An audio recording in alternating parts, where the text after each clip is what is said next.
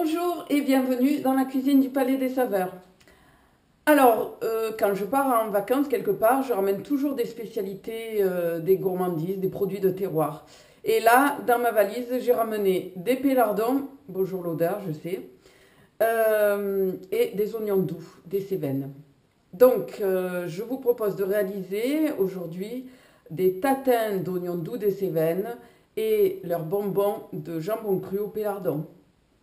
C'est appétissant, hein? Allez, je vous montre la liste des ingrédients.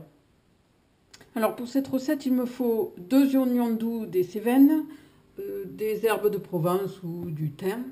Ensuite, une cuillère à soupe de vinaigre de Xérès, une demi-cuillère à café de sucre. Ensuite, un rouleau de pâte feuilletée. Et pour les bonbons, il me faudra du jambon cru et des pélardons. Je coupe chaque oignon en tranches assez épaisses, environ 1 cm. Puis je les place dans une poêle avec un peu d'huile d'olive et je les fais revenir 4 minutes de chaque côté.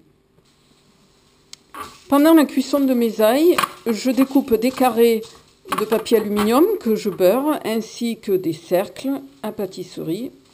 Je viens placer dessus et je replie le papier aluminium contre les parois du cercle. Je pratique de même pour 5 autres cercles. Donc au bout des 8 minutes de cuisson, je répartis le sucre, puis le vinaigre,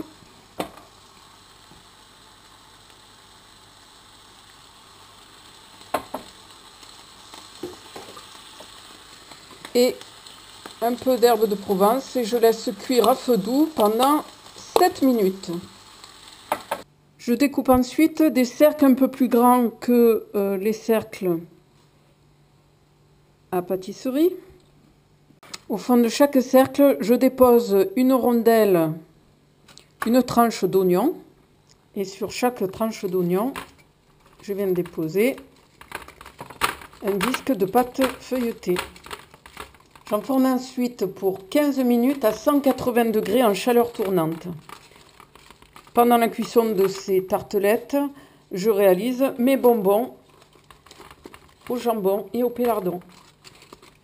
Pour réaliser les bonbons de jambon, je dépose mes tranches sur du papier sulfurisé, un petit morceau de fromage pélardon et je roule tout simplement. Puis, à l'aide d'une ficelle, je viens nouer les bords.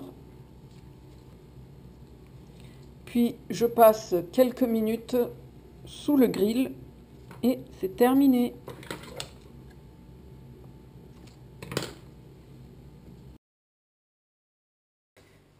Voilà, donc c'est ma suggestion de présentation, mais bon, vous pouvez bien sûr agrémenter ceci d'une salade verte, d'un mesclun, pourquoi pas de dessert en vinaigre balsamique un peu épais. Enfin voilà une idée simple pour une assiette délicieuse. Je vous invite à la refaire et à me donner votre avis sur la chaîne du Palais des Saveurs.